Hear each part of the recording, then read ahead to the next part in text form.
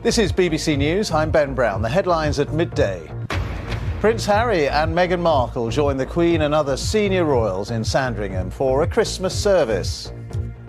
Later, the Queen will pay tribute to how the people of Manchester and London dealt with this year's terror attacks in her Christmas Day broadcast. The Pope urges the world not to ignore the plight of migrants forced to leave their countries because of violence. Euston Station is opening as a shelter today to serve Christmas dinner to hundreds of homeless people in the capital.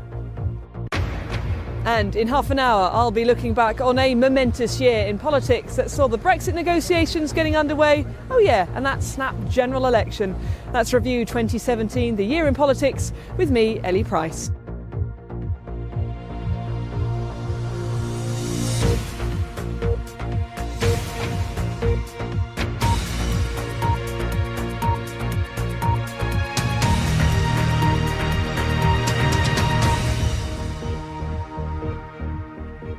Hello, good afternoon and welcome to BBC News. Prince Harry's fiancée Meghan Markle has joined the royal family for the Christmas Day service at the Queen's Norfolk estate. The couple arrived at a carol service at the church in Sandringham along with the Duke and Duchess of Cambridge. Large crowds gathered there to watch. Well, joining us now from among those crowds at Sandringham Estate in Norfolk is our royal correspondent, Daniela Relf. And Daniela, lots of people there and all eyes particularly on Meghan Markle, of course, this year.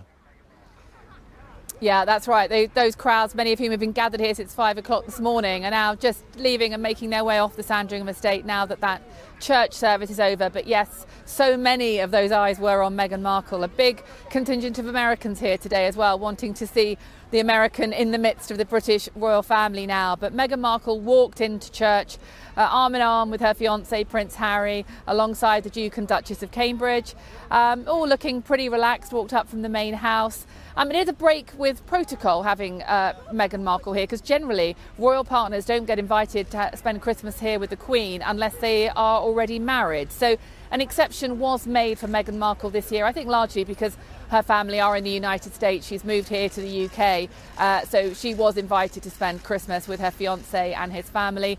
But it was also the first time today that we saw Meghan Markle as part of the wider royal family that she will be marrying into in May next year.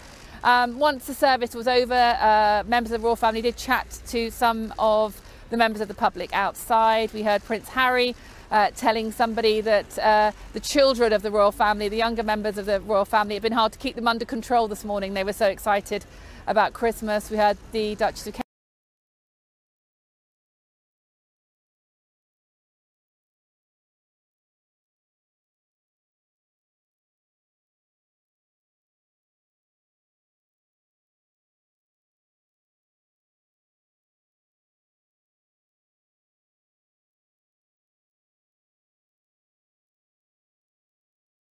this family and the various added pressures that come with it. So I'm sure that there will be a strong relationship between the Duchess of Cambridge and Meghan Markle, because the Duchess has so much advice that she could offer Meghan Markle as she takes on this new role next year. And we're just seeing pictures of Meghan Markle there chatting to some of those well-wishers that you were talking about. She seems to have fitted in already to the royal role so smoothly, and she seems so relaxed, doesn't she?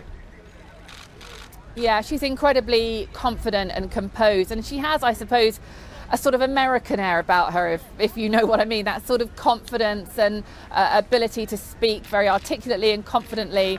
And there is a sort of ease about her in terms of how she is coping with the attention and the cameras and the questions and the scrutiny. She is, of course, an actress and has been an actress for a number of years. So with that comes a degree of coping with publicity and attention, but this is clearly on a different scale to what she was used to as an actress based in the US. This is something quite different, but she does seem to have an ability to take it in her stride, to speak very well, eloquently, confidently, and look as though she's finding it all very easy. Daniela, many thanks indeed. Daniela Relf for us there at Sandringham. Pope Francis has addressed crowds at the Vatican, giving his Christmas blessing. He highlighted growing tensions around the world, calling for peace for Jerusalem and mutual trust on the Korean peninsula. It comes after President Donald Trump had stoked regional tensions with his recognition of Jerusalem as Israel's capital. Almost 200,000 people are currently serving as part of the UK Armed Forces, and for many on foreign deployments it means Christmas away from their loved ones.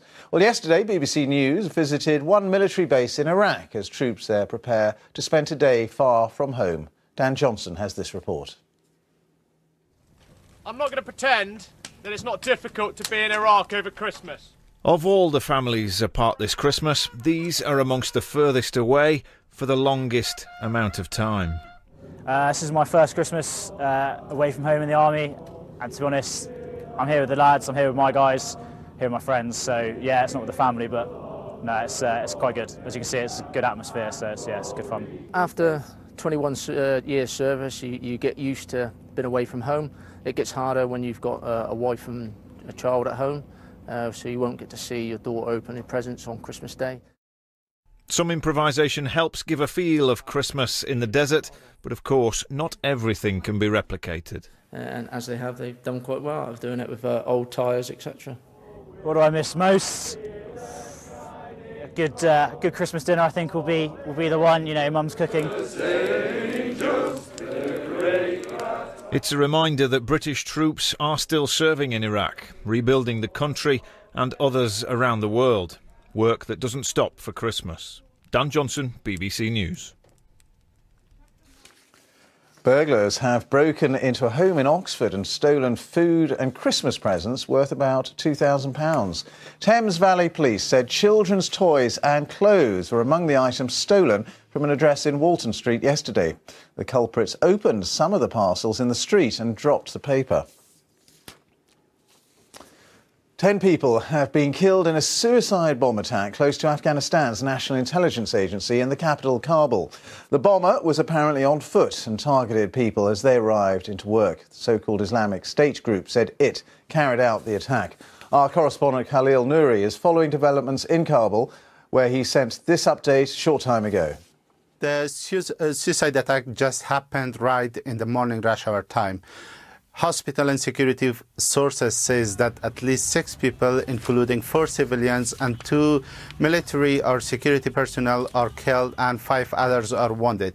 Police says the suicide bomber, which was a young boy, was on foot and was trying to reach to the one of the National Security Directorate or Afghanistan Intelligence Spy Agency facility. But before he reached to the target, he was recognized by police, and one of the security personnel held him tight, and he able to blow himself up. Today's attack has happened inside the green zone with under tight security measures, which is the international forces headquarters, a number of embassies, and more important, and the intelligence departments are based on the same road. Afghan security sources says that IS is defeated in Afghanistan. Despite all these, our sources says that the IS fighters are operating in the north of Afghanistan, including Faryab and Jowzjan, and in the eastern provinces like Nangarhar and the Kunar provinces bordering with Pakistan. Khalil Nouri. OK, in a moment we'll have a full bulletin of national news and we'll be joining viewers on BBC One for that.